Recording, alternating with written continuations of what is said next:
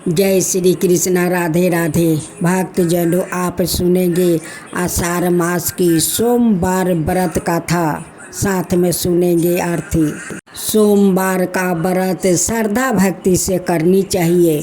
भोलेनाथ जी की कथा श्रद्धा भक्ति से सुननी चाहिए, ताकि भोलेनाथ प्रसन्न होकर आप सभी को सारे मनोकामना को पूरा कर सके। भोलेनाथ की जय हो, भोलेनाथ की जय हो, माता पार्वती की जय हो, माता पार्वती की जय हो। एक साहूकार था जो भगवान शिव का अनाय भक्त था। उसके पास धन धन आए, किसी भी चीज की कमी नहीं थी, लेकिन उसकी कोई संतान नहीं थी। और वो इसी कामना को लेकर रोज शिव जी के मंदिर जाकर दीपक जलाता था। उसके इस भक्ति भाव को देखकर एक दिन माता पार्वती ने शिव जी से कहा कि प्रभु, यह साहूकार आपका अनय भक्त है, इसको किसी बात का कष्ट है तो आपको उसे अवश्य दूर करना चाहिए। शिव जी बोले कि हे पार्वती, इस साहूकार के पास पुत्र नहीं है, यह इसी से दुखी रहता है। माता पार्वती कहती है कि हे ईश्वर, कृपा करके इसे पुत्र का वरदान दे दीजिए। तब भोलेनाथ ने कहा कि हे पार्वती, साहूकार के भाग्य में पुत्र का योग नहीं है। ऐसे में अगर इसे पुत्र प्राप्ति का वरदान मिल भी गया तो वो केवल 12 वर्ष की आयु तक ही जीवित रहेगा। यह सुनने के बाद भी माता पार्वती ने कहा कि हे प्रभु, आपको इस साहूकार को पुत्र का वरदान देना ही होगा। अनाथ भक्त क्यों आपकी सेवा पूजा करेंगे। माता के बार बार कहने से भोलेनाथ ने साहूकार को पुत्र का वरदान दे दिया, लेकिन यह भी कहा कि वो केवल 12 वर्ष तक ही जीवित रहेगा। साहूकार यह सारी बातें सुन रहा था, इसलिए उसे ना तो खुशी हुई और ना ही दुख। वो पहले की तरह भोलेनाथ की पूजा अर्चना करता रहा। उधर सेठानी गर्भवती हुई और 9 महीने के बाद एक सुंदर सा बालक की प्राप्ति हुई। परिवार में खूब उत्साह मनाया गया, लेकिन साहूकार पहले ही की तरह रहा और उसने लड़का की 12 वर्ष की आयु का जिक्र किसी से भी नहीं किया।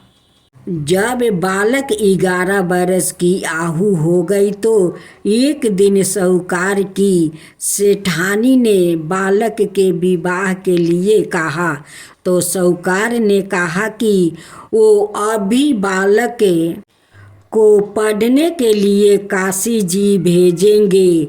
इसके बाद उसने बालक के मामा जी को बुलाया और कहा कि इसे काशी पढ़ने के लिए ले जाओ और रास्ते में जिस भी स्थान पर रुकना, वहाँ यज्ञ करते और ब्राह्मणों को भोजन कराते हुए आगे बढ़ना। उन्होंने भी इसी तरह करते हुए जा रहे थे कि रास्ते में एक राजकुमारी का विवाह था।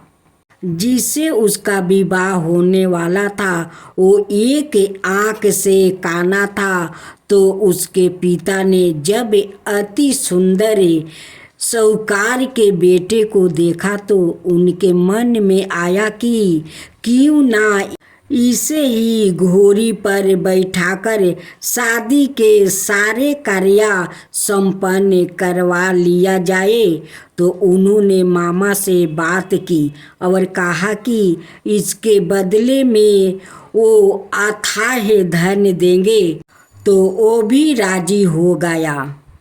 इसके बाद साहूकार का बेटा विवाह की वेदी पर बैठा और जब विवाह कार्य संपन्न हो गया तो जाने से पहले उसने राजकुमारी की चदरी के पल्लू पर लिखा कि तेरा विवाह तो मेरे साथ हुआ, लेकिन जिस राजकुमार के साथ भेजेंगे वो तो एक आँख का काना है।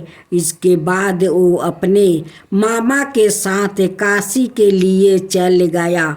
उधर जब राजकुमारी ने अपनी चुनरी पर यह लिखा हुआ पाया तो उसने राजकुमार के साथ जाने से मना कर दिया। तो राजा ने भी अपनी पुत्री को बारात के साथ विदा नहीं किया। बारात वापस लौट गई। उधर मामा और भांजे काशी पहुंच गए थे। एक दिन जब मामा ने जग रचा रखा था और भांजा बहुत देर तक बाहर नहीं आए तो मामा ने अंदर जाकर देखा तो भांजे का प्राण निकल चुके थे। वो बहुत परेशान हुए, लेकिन सोचा कि अभी रोना पीटना मचाया तो ब्राह्मण चल जाएंगे और जग का कार्य अधूरा रह जाएगा।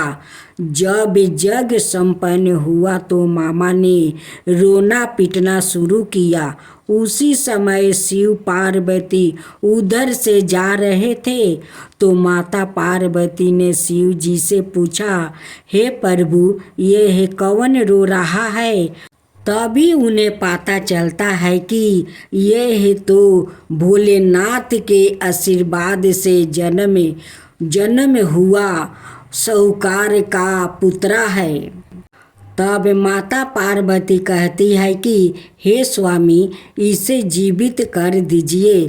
अनाथ रोते रोते इसके माता पिता के प्राण निकल जाएंगे। तब भोलेनाथ ने कहा कि हे पार्वती, इसकी आहु इतनी ही थी सो वो भोग चुका है, लेकिन माँ के बार बार आग्रह करने पर भोलेनाथ ने जीवित कर दिया। लड़का ओम नमः शिवाय करते हुए उठा और मामा भांजे दोनों के ईश्वर को धन्यवाद दिया और अपनी नगरी की ओर लौटा। रास्ते में वही नगर पारा और राजकुमारी ने उन्हें पहचान लिया। तब राजा ने राजकुमारी को साहूकार के बेटे के साथ बहुत सारे धन धनाये के साथ विदा किया। उधर साहूकार और उसकी पत्नी छत पर बैठे थे। उन्होंने यह प्रण कर रखा था कि यदि उनका पुत्र सकुशल ना लौटा तो वो छत से कूदकर अपना प्राण त्याग देंगे। तभी लड़के के मामा ने आकर साहूकार के बेटे और बहू के आने का समाचार सुनाया, लेकिन वो नहीं माने तो मामा ने शपथ पूर्वक कहा। तब तो दोनों को विश्वास हो गया और दोनों ने अपने बेटे बहू का स्वागत किया। उसी रात साहूकार को सपने में शिव जी ने दर्शन दिया और कहा कि तुम्हारे पूजन से मैं प्रसन्न हुआ। इसी प्रकार जो भी व्याकृत इस कथा को पढ़ेगा या सुनेगा उसके समस्त दुखों दूर हो जाएगा और मन बचित सभी कामनाओं की। दोस्तों, बड़े बड़े कहते आए हैं कि भक्त के बस में है भगवान। यह बात बिल्कुल सच है। अगर हम दिल से उसको मानते हैं तो भगवान हमारे हमेशा साथ रहता है, हर काम में हमारा साथ बटाता है। अपने बहुत कहानी सुनी होगी जिससे भगवान उनके साथ उनके हर काम में हाथ बटाते हैं। जैसे ब्रह्मानंद गुरु जब सिर पर गट्ठर लेकर आते थे तो उनका गट्ठर अपने आप उनके सिर से ऊपर उठ कर आता था। उसी प्रकार कृष्णा भक्त जाना भाई जब घर का काम करती थी और काम करते समय भगवान के भजन करती थी तो जब वो थक जाती थी तो उसका आधा काम खुद भगवान करते थे। इसी तरह नरसी भक्त की बेटी का भात भगवान खुद आकर भरते थे। दोस्तों, भगवान तो हमेशा हमारे साथ है, बस वो तो हमारी श्रद्धा देखना चाहता है। तो आइए ऐसी ही घटना आज एक बुढ़िया की मैं आपको बताती हूँ। एक बुढ़िया गुरु गोरखनाथ के दर्शन करने आती है। जाते टाइम में एक दुकानदार की दुकान से गुरु गोरखनाथ की मूर्ति चुरा लेती है। जब वो मूर्ति चुरा कर थोड़ी दूर चलती है तो उसकी आत्मा उसे कोसती है और वो आगे नहीं चल पाती। वो वापस दुकानदार के पास जाती है और कहती है, बेटा मुझे माफ़ कर दे, मैंने तेरी दुकान से यह मूर्ति चुरा ली थी, मुझे कोई भी सजा दो पर मुझे माफ़ कर दो। दुकानदार कहता है, तुम मेरी माँ के समान हो, मैं तुम्हें क्या सजा दे सकता हूँ। साजा देने वाले तो गुरु महाराज है। जब तुम्हें यह मूर्ति चुरा कर ले गई थी तो तुम्हारा बटुआ यही रह गया था जिसमें 2000 रुपये थे। उसकी कृपा हो तो कोई किसी का कुछ नहीं बिगाड़ सकता है। उसके बाद बुढ़िया माँ कहती है, मैं यह पैसा तुझसे नहीं लूँगी, यह पैसा तेरा है, मुझे आज मेरे गुरुजी मिल गया है। वो बहुत खुश होती है और घर चली जाती है। वो हर रोज खाना खाने से पहले गुरु गोरखनाथ को खाना खिलाती है, नहलाती है, कपड़े बदलती है, हर रोज ऐसे ही पूजा करती है। एक दिन वो बीमार हो जाती है और अपनी बहू को गुरु की सेवा करने को कहती है। उसके बाद उसकी बहू के हाथ में मूर्ति छूट जाती है तो बुढ़िया माँ रोने लगती है और जिद करने लगती है, डॉक्टर को बुला कर लेकर आओ, गुरु को चोट लग गई है। जब वो बहुत समझाने के बाद भी नहीं मानती, उसका वहम खत्म करने के लिए उसका बेटा डॉक्टर को बुला कर लाता है। डॉक्टर आता है और जब वो उसका वहम मिटाने के लिए मशीन लगा कर देखता है तो मूर्ति का दिल धड़कने लगता है। डॉक्टर बहुत घबरा जाता है और बार बार मशीन लगाकर देखता है, तब भी ऐसा ही धक धक की आवाज़ आती है। डॉक्टर बहुत घबरा जाता है और बुढ़िया माँ के चरणों में पड़ जाता है। दोस्तों, सच्ची भक्ति हो तो अपने भक्तों की लाज बचाने के लिए भगवान जरूर आता है।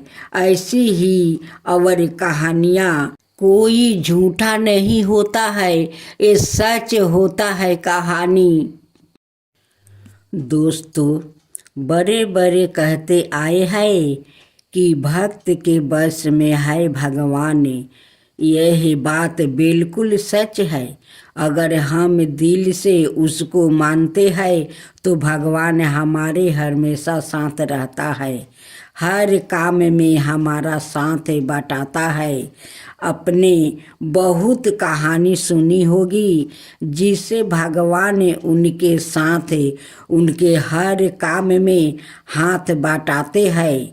जैसे ब्रह्मानंद गुरु जब सिर पर गट्ठर लेकर आते थे तो उनका गट्ठर अपने आप उनके सिर से ऊपर उठ कर आता था।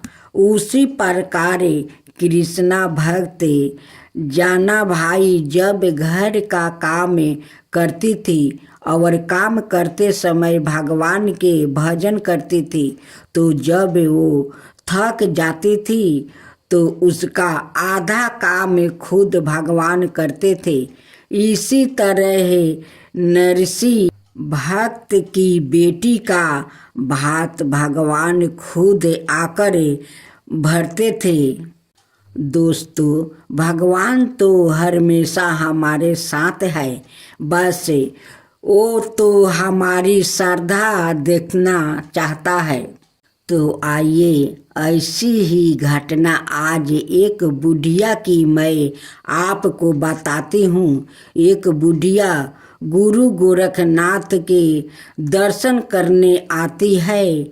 जाते टाइम में एक दुकानदार की दुकान से गुरु गोरखनाथ की मूर्ति चुरा लेती है। जब वो मूर्ति चुरा कर थोड़ी दूर चलती है तो उसकी आत्मा उसे कोसती है और वो आगे नहीं चल पाती। वो वापस दुकानदार के पास जाती है और कहती है, बेटा मुझे माफ़ कर दे, मैंने तेरी दुकान से यह मूर्ति चुरा ली थी। मुझे कोई भी सजा दो पर मुझे माफ़ कर दो। दुकानदार कहता है, तुम मेरी माँ के समान हो, मैं तुम्हें क्या सजा दे सकता हूँ। साजा देने वाले तो गुरु महाराज है। जब तुम्हें यह मूर्ति चुरा कर ले गई थी तो तुम्हारा बटुआ यही रह गया था जिसमें 2000 रुपये थे। उसकी कृपा हो तो कोई किसी का कुछ नहीं बिगाड़ सकता है। उसके बाद बुढ़िया माँ कहती है, मैं यह पैसा तुझसे नहीं लूँगी, यह पैसा तेरा है। मुझे आज मेरे गुरुजी मिल गया है। वो बहुत खुश होती है और घर चली जाती है।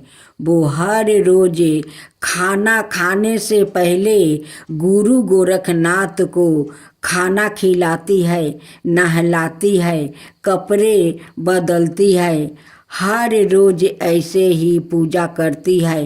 एक दिन वो बीमार हो जाती है और अपनी बहू को गुरु की सेवा करने को कहती है। उसके बाद उसकी बहू के हाथ में मूर्ति छूट जाती है तो बुढ़िया माँ रोने लगती है और जिद करने लगती है, डॉक्टर को बुला कर लेकर आओ, गुरु को चोट लग गई है। जब वो बहुत समझाने के बाद भी नहीं मानती, उसका वहम खत्म करने के लिए उसका बेटा डॉक्टर को बुला कर लाता है। डॉक्टर आता है और जब वो उसका वहम मिटाने के लिए मशीन लगा कर देखता है तो मूर्ति का दिल धड़कने लगता है। डॉक्टर बहुत घबरा जाता है और बार बार मशीन लगाकर देखता है। तब भी ऐसा ही धक धक की आवाज़ आती है। डॉक्टर बहुत घबरा जाता है और बुढ़िया माँ के चरणों में पड़ जाता है। दोस्तों, सच्ची भक्ति हो तो अपने भक्तों की लाज बचाने के लिए भगवान जरूर आता है। ऐसी ही और कहानियाँ, कोई झूठा नहीं होता है, ये सच होता है कहानी।